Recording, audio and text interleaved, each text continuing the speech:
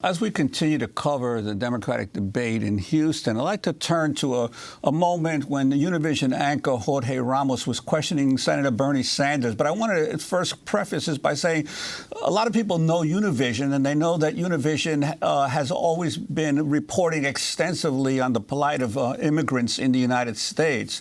But a lot of folks who don't know Spanish and who don't follow Univision regularly, don't know that also Univision's role in terms of reporting on Latin America has always been to bash socialist or progressive or populist governments in Latin America. So it's no surprise to those of us who regularly watch Univision that Jorge Ramos would ask Bernie Sanders this question about Venezuela and democratic socialism.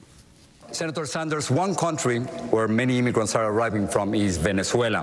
A recent UN fact-finding mission found that thousands have been disappeared, tortured, and killed by government forces in Venezuela.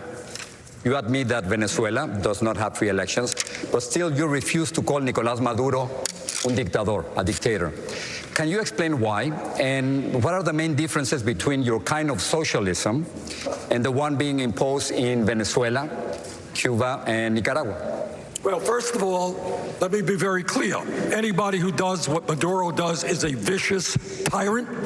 What we need now is international and regional cooperation for free elections in Venezuela so that the people of that country can make and can create their own future. In terms of democratic socialism, to equate what goes on in Venezuela with what I believe is extremely unfair.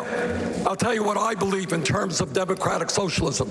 I agree with what goes on in Canada and in Scandinavia, guaranteeing health care to all people as a human right.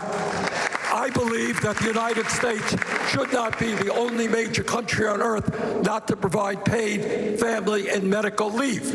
I believe that every worker in this country deserves a living wage and that we expand the trade union movement.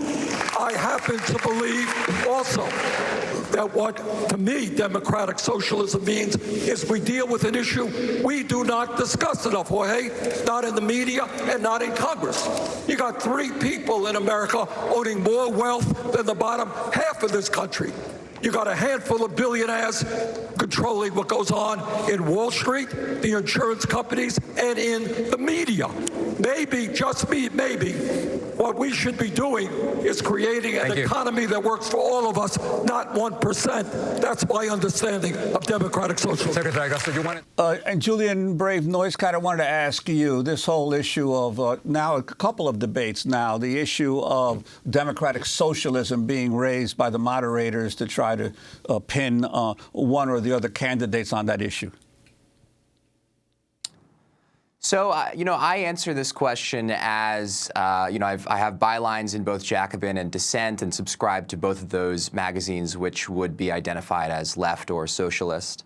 I have many friends who have gotten engaged in the Democratic Socialists of America. And generally speaking, I would say that there is, particularly among millennials, increasing interest in socialism, particularly because, we lived through, one of our formative experiences was first the recession and crisis of 2008, and then, of course, the campaign of Senator Sanders in 2016. So I think that, socialism is a rising political force in this country.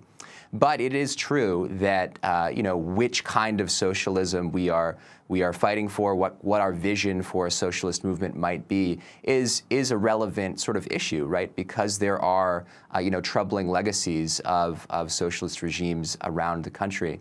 And I think that, I was in Washington, D.C. actually back in May when Senator Sanders gave his speech on democratic socialism and made clear what he means when he embraces that term, and that he's talking about the legacies of people like FDR. He's talking about the legacies of people who fight for universal human rights, the right to health care, the right to housing, economic and social rights. And I think that, continuing to distinguish that this is exactly what the broader left generally, and then what the socialist movement in particular is pushing for is an important thing. And, I think it's great that that kind of a message is getting shared on cable news. So, the question might have been unfair, but I thought that the senator handled it well.